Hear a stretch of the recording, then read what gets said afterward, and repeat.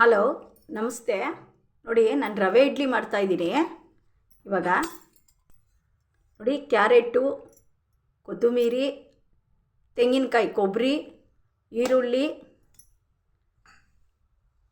ಒಣಮೆಣಸಿನ್ಕಾಯಿ ಹಾಕಿ ಇವಾಗ ರವೆ ಇಡ್ಲಿ ಮಾಡ್ತಿದ್ದೀನಿ. ಸ್ವಲ್ಪ ಆಯಿಲ್ ಹಾಕ್ತಾಯಿದ್ದೀನಿ.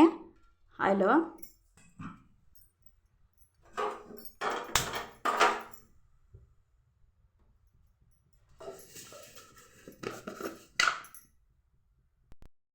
ನೋಡಿ, ಸಾಸಿವೆ ಸ್ವಲ್ಪ ಹಾಕಿದ್ದೀನಿ.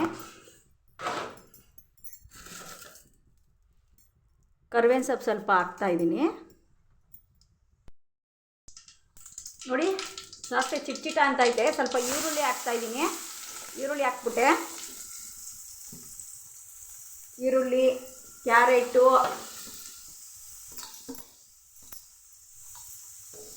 ಕೊಬ್ಬರಿ, ತೆಂಗಿನಕಾಯಿ, ಕೊಬ್ಬರಿ, ಕೊತ್ತಂಬರಿ, ನೋಡಿ, ಒಣಮೆಣಸಿನ್ಕಾಯಿ. ಸ್ವಲ್ಪ ಎಣ್ಣೆಯಲ್ಲಿ ಸ್ವಲ್ಪ ಹೀಗೆ ಬೇಯಿಸ್ಕೊಬೇಕು ಚೆನ್ನಾಗಿ.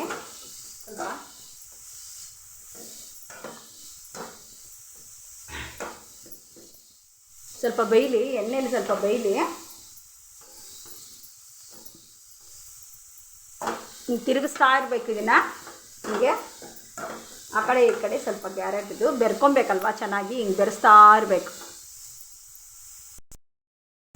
ನೋಡಿ, ಸ್ವಲ್ಪ ಬೆಂದಿದೆ ಕ್ಯಾರೆಟು ಎಲ್ಲನೂ. ಕ್ಯಾರೆಟು, ತೆಂಗಿನಕಾಯಿ, ಕೊಬ್ಬರಿ, ಈರುಳ್ಳಿ ಎಲ್ಲ ಸ್ವಲ್ಪ ಬೆಂದಿದೆ.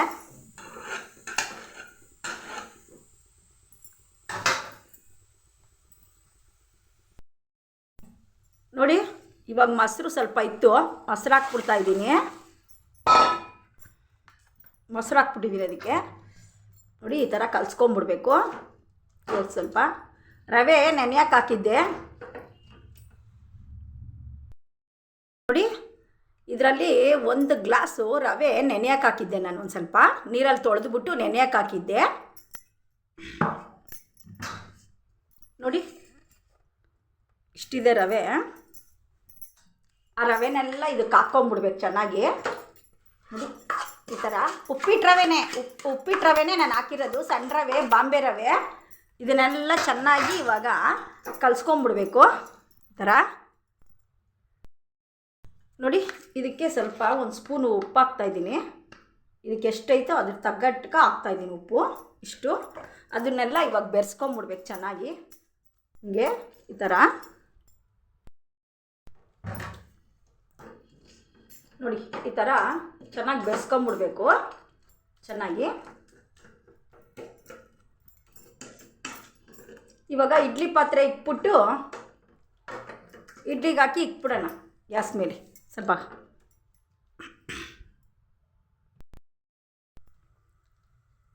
ನೋಡಿ, ನಾನು ಇವಾಗ ಇಡ್ಲಿಗೆ ಇಕ್ತಾಯಿದ್ದೀನಿ, ರವೆ ಇಡ್ಲಿ.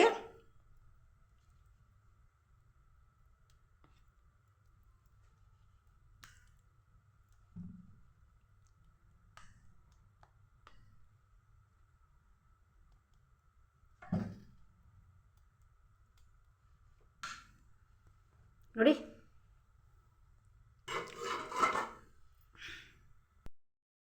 ನೋಡಿ, ಇದು ಲಾಸ್ಟ್ ತಟ್ಟೆ ಇಕ್ಕಿದ್ದೀನಿ. ಒಂದು 10 ನಿಮಿಷ ಆಗುತ್ತೆ ಬೇಯಲಿ ಚೆನ್ನಾಗಿ. ಇಡ್ಲಿ ಬೆಂದಿದೆ ನೋಡಿ, ಇಡ್ಲಿ ಚೆನ್ನಾಗಿ ಬೆಂದಿದೆ. ಇಡ್ಲಿ ರೆಡಿ, ರವೆ ಇಡ್ಲಿ ರೆಡಿ. ಇಡ್ಲಿ ರೆಡಿ ನೋಡಿ, ರವೆ ಇಡ್ಲಿ, ತೆಂಗಿನಕಾಯಿ ಚಟ್ನಿ ಸೂಪರಾಗಿರುತ್ತೆ.